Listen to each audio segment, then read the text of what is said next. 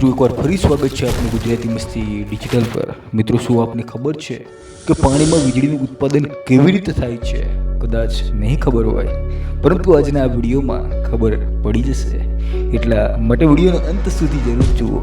જ્યારે આપણે બધા નાના હોઈએ ત્યારે આપણા મનમાં અવનવા સવાલો ઉદ્ભવે છે, પરંતુ શું હજુ સુધી મોટા ભાગના મોટાઓને પણ નહીં ખબર હોય કે પાણીથી વીજળી કેવી રીતે બને?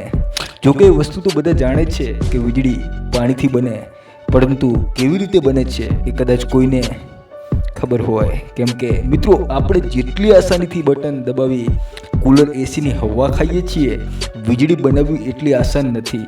એમાં અલગ અલગ ટેકનિકલ વર્કની જરૂર પડે છે। એના વિશે જાણીને કોઈ પણ હેરાન થઈ શકે છે, જેના વિશે આજના વિડીયોમાં સંપૂર્ણ માહિતી જણાવીશું। પરંતુ હા મિત્રો, વિડીયો શરૂ કરતા પહેલા એક નાનકડી વિનંતી છે। જો આપ ચેનલ પર નવા છો તો વિડીયોની નીચે દેખાતું લાલ રંગનું સબસ્ક્રાઇબ બટન દબાવી બેલ આઇકોન પ્રેસ કરવાનું ના ભૂલતા, જેનાથી આપને વિડીયો મળે સૌથી પહેલા।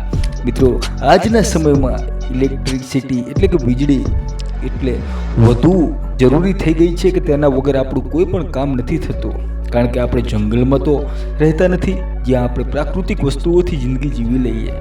આપણે આ યુગમાં હર પગલે વીજળીની આવશ્યકતા પડે છે। પછી ભલે તે હવા ખાવા એસી, પંખો કે કુલર કેમ ના હોય, કે પછી મનોરંજન માટે ટીવી, લેપટોપ કે મોબાઈલ ફોન, આ બધાને વીજળી જોઈએ જ છે। એટલે કે 5 મિનિટ જો વીજળી ચાલી જાય તો વ્યક્તિની હાલત ખરાબ થઈ જાય છે, જેનું સૌથી મોટું કારણ એ છે કે આપણું દરેક કામ વીજળીથી ચાલે છે। જો આપણે ટેકનોલોજીની વાત કરીએ તો ટેકનોલોજીના પહેલાં વીજળીનું હોવું ખૂબ જરૂરી છે, કારણ કે જો વીજળી જ નહીં હોય તો ટેકનોલોજીનું કાંઈ નથી કરી શકાતું।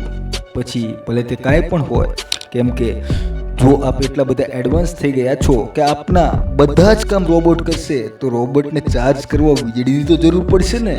એવામાં મિત્રો, ઇલેક્ટ્રિસિટી જનરેટ કરવાના ઘણા બધા રસ્તાઓ છે। તેને ક્યારેક સૂરજથી જનરેટ કરી શકાય, તો ક્યારેક હવાથી, પરંતુ જે રસ્તો સૌથી વધુ ઉપયોગમાં લેવાય છે એ છે પાણી, જેને આપણે હાઇડ્રો પાવર પ્લાન્ટ કહીએ છીએ। પાણીથી વીજળી ઉત્પન્ન કરવા સૌથી જરૂરી છે પાણી, અને એટલે કે નદીઓને રોકીને બંધ બનાવવામાં આવે છે, જેને આપણે ડેમ કહીએ છીએ। અને આ ડેમોથી ના માત્ર આપણે પાણીને રોકીએ છીએ, પરંતુ એને વીજળી બનાવવાના કામમાં પણ લઈએ છીએ। અને ડેમથી નદીઓની દિશાને ફેરવી એ જગ્યાએ પહોંચાડવામાં આવે છે જ્યાં પાણીની અછત હોય છે। એટલે કે સૌથી પહેલાં આપ એ વાત સમજી લો કે પાણીથી વીજળી બનાવવા સૌથી અહમ ભૂમિકા ડેમ જ ભજવે છે, અને જ્યાં તે પાણીના ફ્લોને વધુ તેજ કરીને વીજળી બનાવવામાં સહાયતા કરે છે। ડેમની અંદર મોટર જેમ દેખાતા ટર્બાઇન્ટર અને જનરેટર લાગેલા રહે છે, અને તે પછી પાણીના ફ્લોરને ધીમે ધીમે આગળની તરફ છોડવામાં આવે છે, જેના કારણે પાણી વહેતું ટર્બાઇન્ટર સુધી પહોંચે છે, અને તે વહેણના કારણે ટર્બાઇન્ટર ફરે છે। મિત્રો, જેમ જેમ પાણીનો ઉપયોગ કરીને આપણે ટર્બાઇનને ફેરવીએ છીએ, એમ જનરેટરને પાવર મળે છે, અને પછી જનરેટર ચાલવાનું શરૂ થઈ જાય છે, અને પછી જનરેટર ચાલે છે તો વીજળીનું ખૂબ મોટી માત્રામાં ઉત્પાદન શરૂ થઈ જાય છે। મિત્રો, આપને હજુ પણ નથી સમજાયું તો મિત્રો આપને જણાવીએ કે જેમ જેમ પાણીની ગતિ ટર્બાઇનને ફેરવે છે, એનાથી પાવર મેળવી જનરેટર પણ ફરે છે, અને ત્યારે જઈને જનરેટરના ફરવાથી વીજળીનું ઉત્પાદન શરૂ થાય છે।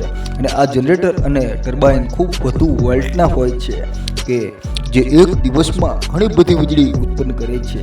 જો કે મિત્રો, આપણે નાના જનરેટર પણ જોયા હશે જે કેરોસીન અને ડીઝલની મદદથી ચાલે છે અને વીજળીનું ઉત્પાદન કરે છે। આવી જ રીતે આપણે પવન એનર્જીથી વીજળીનું ઉત્પાદન જાણીએ તો મિત્રો આપણે જણાવીએ કે પવન ચક્કીઓમાં પણ મોટા મોટા ટર્બાઇન લાગેલા હોય છે, તેનાથી મોટા પાંખિયા હવાની મદદથી ફરતા ટર્બાઇન ફરે છે, અને એ પાવર જનરેટરમાં આવે છે। ત્યારબાદ જનરેટર વીજળી ઉત્પાદન કરે છે, અને મિત્રો એવી જ રીતે જ્યારે એનર્જી જનરેટરમાં જાય છે ત્યારે જનરેટર તેને વીજળીમાં રૂપાંતર કરે છે, જેના કારણે આપણે વીજળીનો આનંદ વધુ મેળવી શકીએ છીએ। જોકે આ બધામાં સૌથી વધુ લોકપ્રિય હાઇડ્રો પાવર પ્લાન્ટ જ છે, જેની મદદથી આપણે વધુમાં વધુ વીજળીનું ઉત્પાદન કરીએ છીએ। જેનું સૌથી મોટું કારણ એ છે કે ના તો હવા દરેક સમયે ચાલે છે, કે ના તો આખી દુનિયામાં દરેક જગ્યાએ તડકો હોય છે, અને કોલસા પણ લિમિટેડ માત્રામાં મળે છે। એવામાં જે સૌથી સારું ઓપ્શન છે કે પાણીની મદદથી વીજળી મેળવવી, કારણ કે આપણી આ દુનિયામાં પાણીનો વિસ્તાર એટલો વધુ છે કે આવી રીતે આપણે વીજળી બનાવતા રહીએ તો લાખો વર્ષો સુધી પણ પાણી ના ખૂટે. આ બધું જોઈને વૈજ્ઞાનિકો પણ ટર્બાઇન અને જનરેટરનું નિર્માણ કરવામાં લાગેલા છે, જે વધુમાં વધુ વીજળી જનરેટ કરી શકે. કેમ કે જ્યાં એક સમયે આપણે ફાનસ અને મીણબત્તીનો ઉપયોગ કરીને પોતાના ઘરે રોશની કરતા હતા, હાલમાં આપણે ગમે એટલી ફાનસો લગાવીએ તો અંધારું જ લાગે. અને જો આપણે પંખાની વાત કરીએ તો મિત્રો, પહેલાના સમયમાં હાથના પંખા ચાલતા હતા. જો કે પહેલાના સમયમાં વીજળી પણ નહોતી તો પંખાની જરૂર પડતી નહોતી. વાતાવરણ ગરમ જરૂર રહેતું હતું, પરંતુ એવું વાતાવરણ નહોતું રહેતું જેટલું આજ રહે છે. એટલા માટે પહેલાના લોકો વિના પંખા કુલર રહી શકતા હતા, પરંતુ આજે એવું કાંઈ સંભવ નથી. ખાસ કરીને શહેરી વિસ્તારમાં જ્યાં મોટી મોટી બિલ્ડિંગ, કારખાનાઓના કારણે પ્રાકૃતિક માહોલ મેળવવો ખૂબ મુશ્કેલ છે.